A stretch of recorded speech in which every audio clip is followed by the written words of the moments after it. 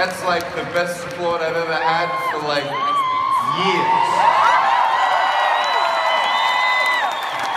Thank you, I appreciate it.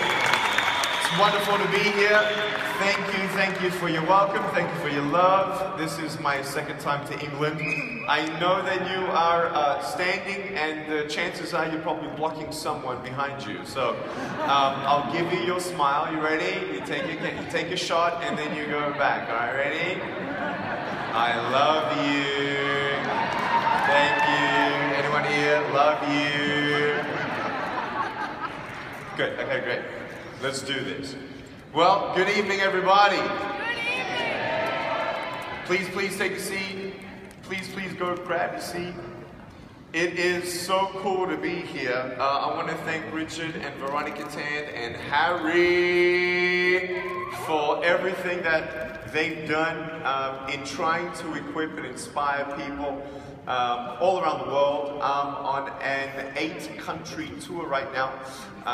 We went from South Africa to Switzerland to Poland to Taiwan to Germany. Now we're here, and then we go to Amsterdam, and then Japan, and then I go home. They say I run so fast I leave my legs behind. I love to travel. I know sometimes you're on the plane for quite a while and you can't feel your legs, and you come up with some crazy ideas. And so I got my friends to put me in the overhead compartment a couple times to freak some people out. And I love freaking people out, especially one morning we did a special prank. It was about 2 years ago. We dressed me up as the pilot and greeted the passengers as they got on the plane. And it was the coolest. It was a 6 o'clock flight in the morning from Dallas to Los Angeles. So everyone's sort of half asleep and they're drinking their coffees and they're going to the door of the plane, and then they see me. I said, good morning, welcome aboard. My name is Captain Nick Vujicic. Thank you for flying with us today. We're trying some new technology. They're like, you're flying the plane? I'm like, uh-huh. They're like, how do you do that? Is that like with some brainwave technology? And I'm like, uh-huh. So I basically get everyone on the plane, and then I walk on the plane, and like, look, the kids are so excited. They're like, this is so cool. And like, all the parents are freaking out. They're like, did you know about this? No, I didn't know about this. What do we do? I don't know. Maybe we should wait for the next flight, right? And so I walk on the plane, and you look down the aisle, and all the heads are like, I get the microphone, and I say, good morning, ladies and gentlemen. Thank you so much for boarding so fast. And they're like, oh my gosh! When I told them I was joking, the parents were relieved and the children were disappointed. Guys, I'm here to inspire you. I have no program to sell. I'm not getting your email. There is no upselling from me.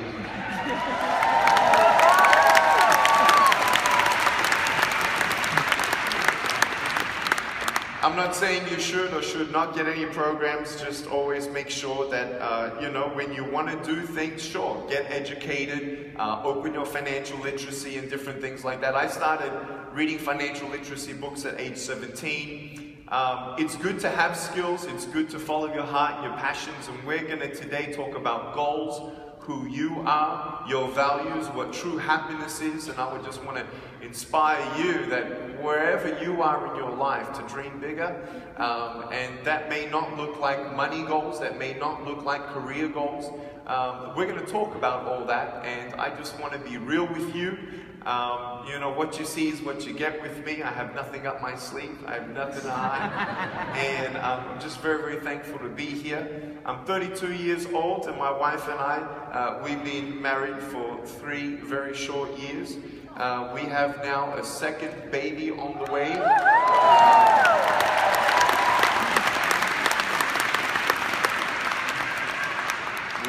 We're excited. It's a second boy, and my first son, he is already my height.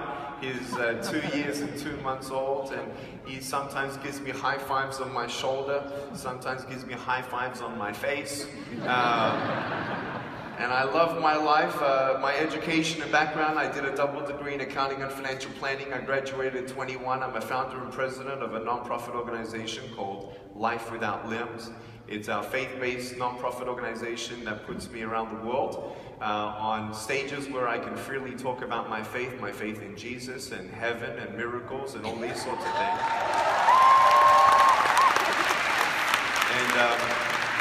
And I work with many people of all different religions and cultures, and you know, it's just been so cool to travel as I have traveled and met so many inspiring people along the way.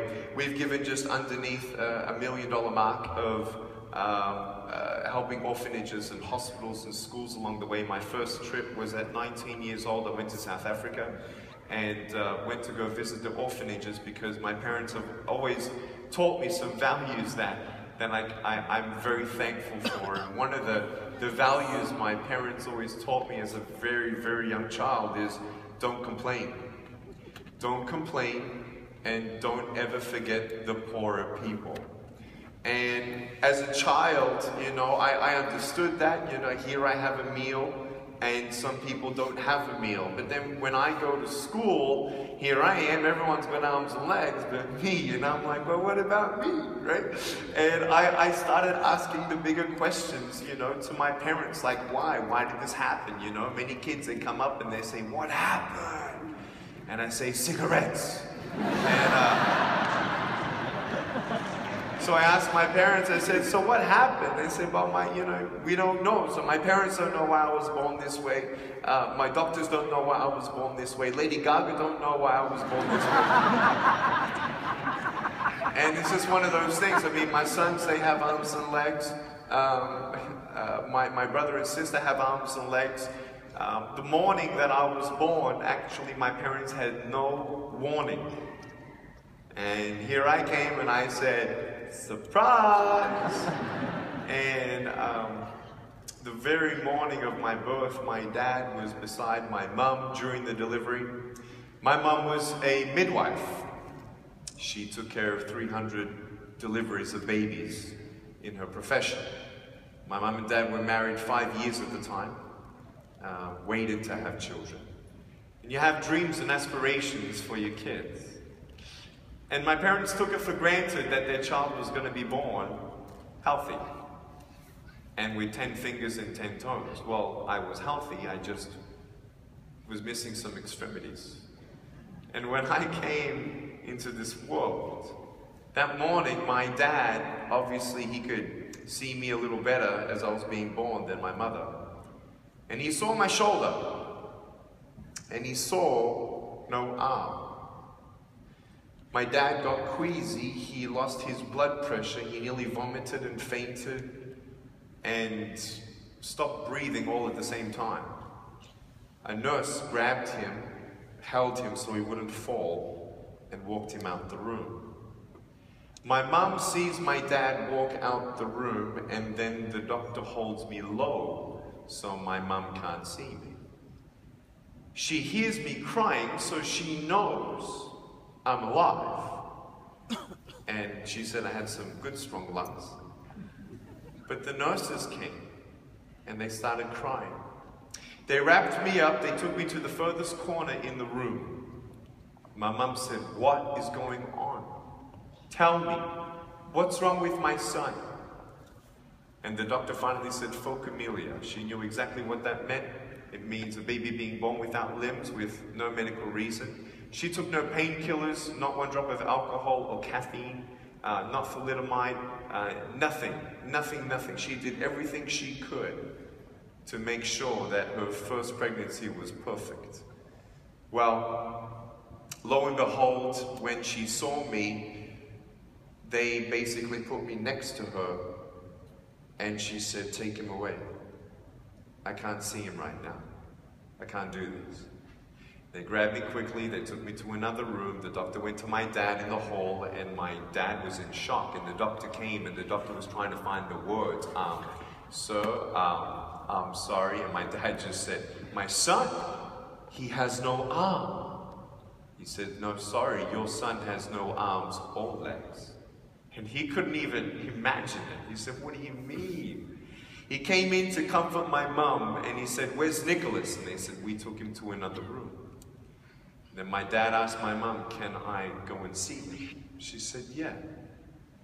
So he came to me, he unwrapped me, he looked at me, wrapped me back up, went back to my mum and said, he's beautiful. My dad took a leadership in the home of faith. Everyone say faith. Faith. Write this acronym down. F-A-I-T-H. Full assurance in the heart. There are so many things in life that are unknown. And when we say the word unknown, there is always subconsciously a negative connotation attached to that word. Unknown. Can you say the unknown? Okay. But little did they know of what would happen. You see, when you look at a grid of a downtown city and you walk down from street to street to street, you don't know what's around the corner till you go around the corner. You don't know what beautiful things can come from your broken pieces until you give your broken pieces a chance.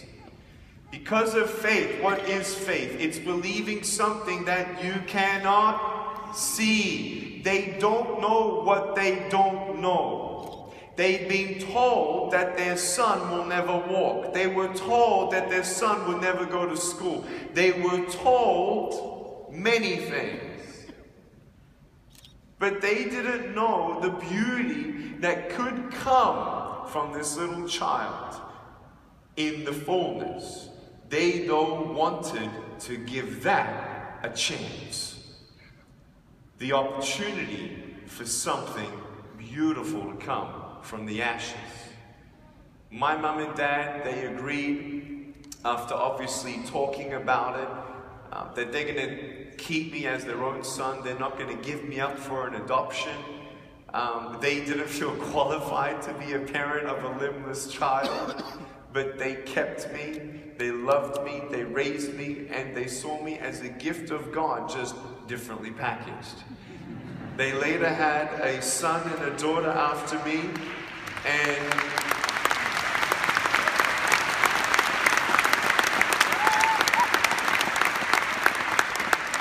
my parents to me are my heroes. I've been trying to convince my dad for so long to write a book. I twisted his arm, he said yes. So he's currently writing a book about parenting, and I believe that so many people could learn from my parents' stories, but yet when you talk to them, they don't think that they're special at all. They said, well, we did what any parent would have done if they loved their son. And I say, no, not any parent, not every parent.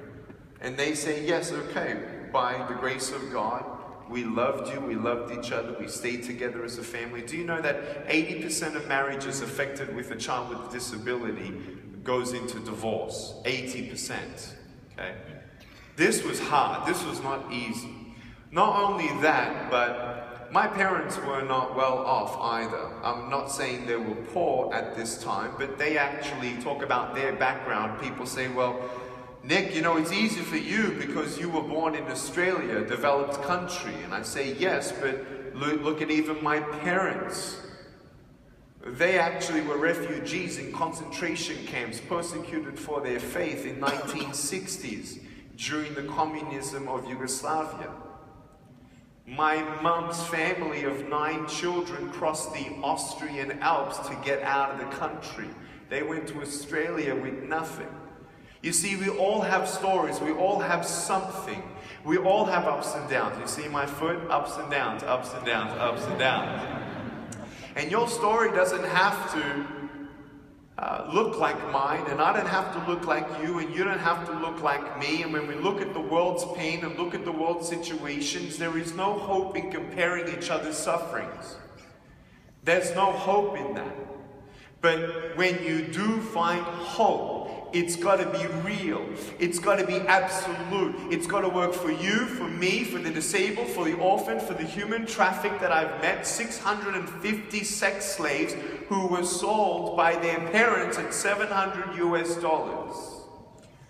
If you're a speaker and you have 3 sentences to say in front of 650 sex slaves who were sold by their parents at 10 years old, and now they're 16, what are you going to say? Have a positive attitude? Better luck next time? Don't worry. Reincarnation. Next time you come back as a butterfly. That's what someone told me.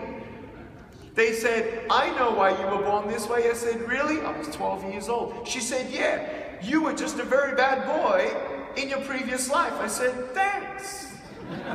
She said, but don't worry, you'll come back as a butterfly. I said, woman, you don't know how many butterflies I've killed.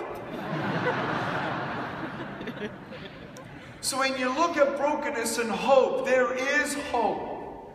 I wouldn't be in front of you if I didn't believe I could somehow, sometime in this meeting, help you look at your life differently in a way for you to not just find happiness or temporary high, but for you to really look within your soul and your mind and your heart. Who are you and what do you want? Because we all want hope, real hope. And I felt as a kid that I couldn't have it. Sometimes when we're on the path towards hope, we feel like giving up because we fall down. Sometimes we fall down like this. Let me show you. I'm going to actually jump off the table, do a backflip, and land on the stage, okay? Are you ready? No? Girls, are you ready? Boys, are you ready? Sparta! All right, here we go. Ready? 1, 2, 3. I'm joking, man. Are you serious? If I did that, I'll break my arm or something, all right? But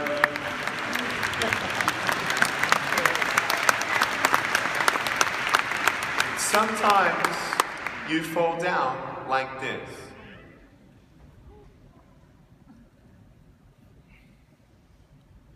Hello.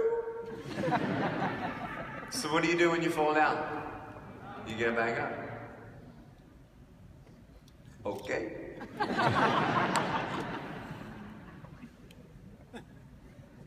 Anybody? You don't know what you can achieve until you what? When you fail, you... If I try 100 times to get up and I fail 100 times, am I a failure? No. Are you sure? Yes. I will repeat the question. If I try 100 times to get up and I fail 100 times, am I a failure? No. Then why do you sometimes think that you are? Thomas Edison, he made the light bulb. He tried 10,000 times, some people say. And I heard a rumor that he had an interview once and someone asked him, hey Thomas, how does it feel failing 9,999 times? And he said, I never failed 9,999 times. Now I know 9,999 ways in how not to make a light bulb. You know and I know that what you've gone through makes you who you are today. For the good and for the bad, and under the good department, I am stronger because of the challenges I've overcome. No one doubts that. I am thankful that I'm still here. And when you look into how my parents brought me up, they said, Nick, try. Don't be afraid to try. It's okay that you look different. You're beautiful. You're just special. And sometimes I'm like, I don't want to be special. Some things are meant to be in life, and some things are not meant to be. But one thing I want you to achieve is what's meant to be for you, your full potential. Don't tell me that you are just going to wait for more before you do something. Until you do something and do your best with what you have, you will never reach your full potential. It's like anything. If you don't use the knowledge you have, the wisdom you have, with the dreams that you have, the tools that you currently have, it's very easy to say, oh, I just wish I had more. Oh, I wish I had this and I had that, and I wish I didn't have this. Wishing doesn't change anything. My parents always said, do your best and God will do the rest. It's okay to fail. We love you. Just make sure you do your best.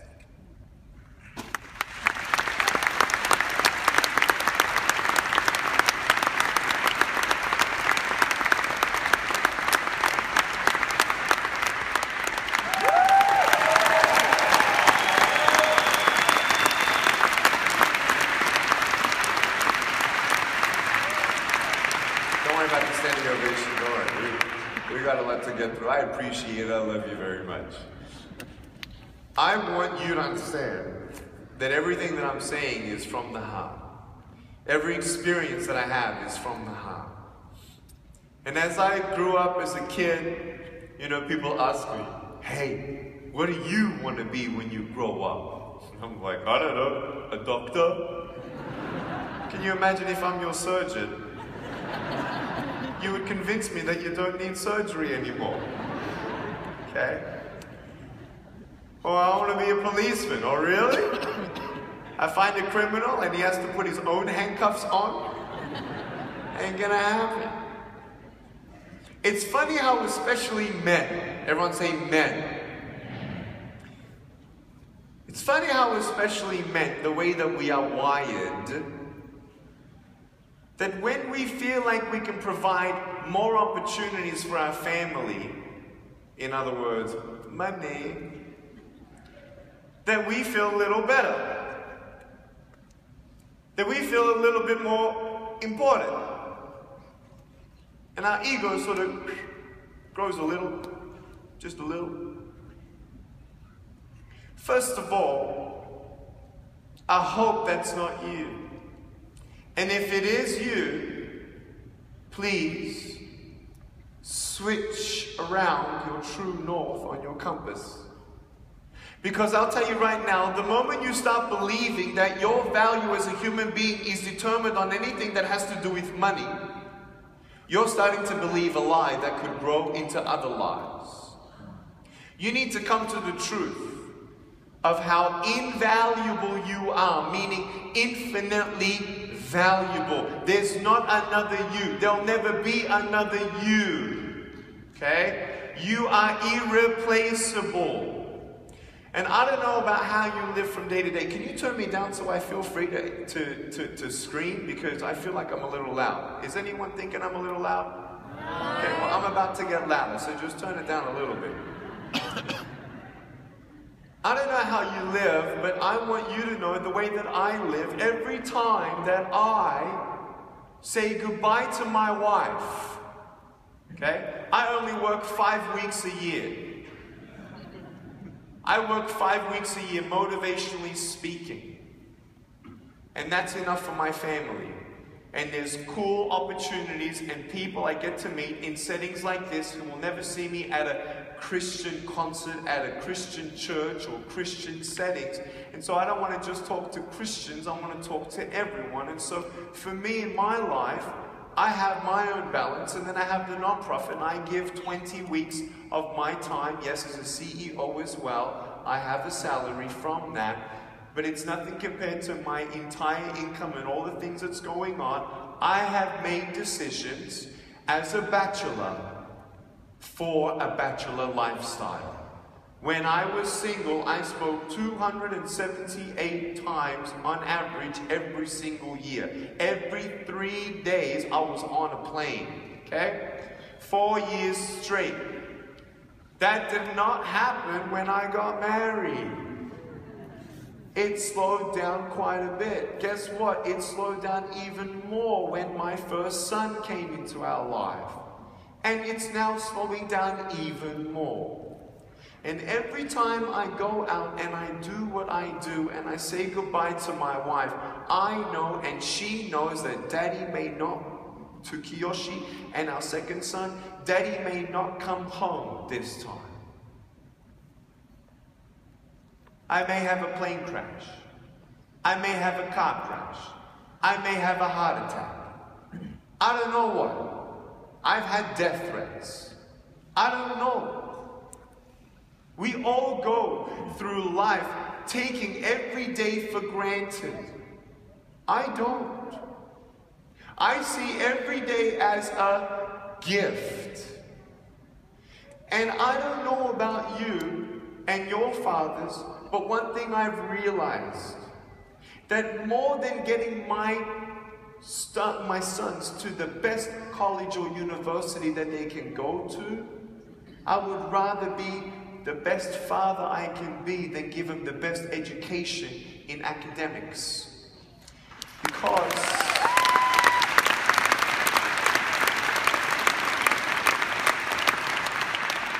Because having a father as not just a father who gives you a conversation like this, how are you? Fine. How was school? Boring. What'd you learn? Nothing. Did you do your homework? No. Go clean your room. Fine. That's a typical conversation that you have with your children. Not my dad. We had that conversation, but then we talked about life. We played marbles. We played chess. We played soccer. We went fishing. We did so much together. And sure, sometimes between his 3 jobs and being a volunteering pastor at a church, there were many times I didn't say goodnight to my dad. But more than anything, I cherished the moments we had together. That was more important than when Daddy wasn't home. At the same time, I want to be my son's best friends. We're going to homeschool our children the first 13 years of their lives and take them around the world and educate them. I want to show my sons what an orphanage is. That's what my parents did for me. If my son wants something to buy at the store, we're talking about values and the gift of life. We're talking the gift of family. How you lead first your family. The truth of your value in your family. Because when you know the truth of the value of your family, that's when your family understands the truth of their value. And what you pass on to your kids, they will pass on to their kids. If your dad was an alcoholic, I'm sorry for that. I really am. But now you know what not to do for your kids and what to do better for them. You see, you can't just use excuses that technology has stolen my children. Please don't use that excuse. When I go to the dinner table, my wife takes my phone away.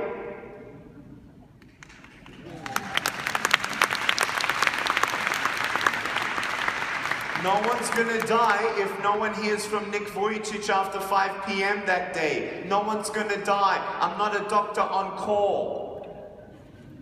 I'm a CEO of 14 employees. No one's gonna die. They can wait till tomorrow. Correct? When I am with my family, I am with my family, and I am present there in the mind and the heart.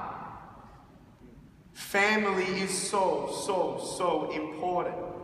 And I feel sorry for the parents who've divorced, who feel like they need to now, quote unquote, make it up to them and give their children whatever they need and whatever they feel and whatever they want. I'll tell you right now, so many parents who've been married for all their life still spoil their kids. My parents never spoiled me. They never did. If I wanted to buy something at the store, guess who bought it? I did. With whose money? My money. How'd I get the money? I vacuumed the house for $2 a week. 6 years old, that was my chore. Everyone say chore. Okay, so I got the vacuum cleaner, I'm vacuuming the house. I fix my bed with my teeth. The next time your children complain about fixing up their bed, tell them to shut up and do it with their teeth. Then come and talk to you.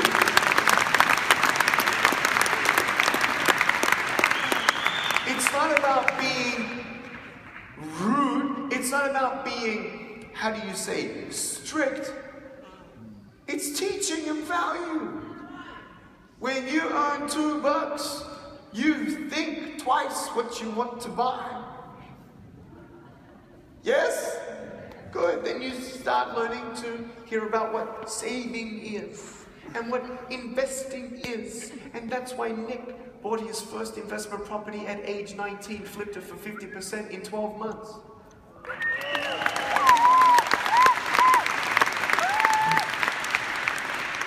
Because of the values that my parents have taught me. You start on values. You don't go for money. You go for values and passion. And don't worry about the money. The money will come. Money comes, money goes. Money comes, money goes. Money won't make you happy. But a family of love does. And every time.